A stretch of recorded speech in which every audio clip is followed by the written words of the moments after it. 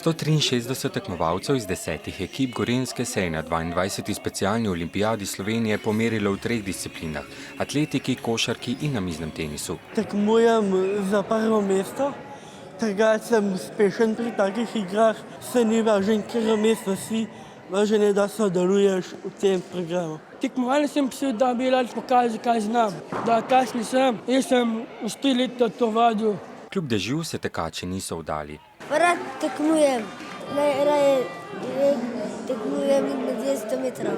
Treniral sem leta pa leta.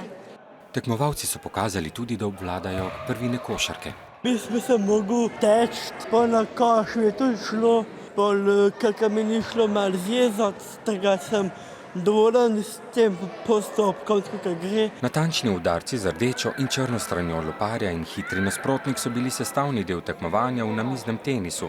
Sem bil večkrat na tekmovanju, 2krat na teden treniram, sobota pa nedelja, pa še doma Matevža Langusa.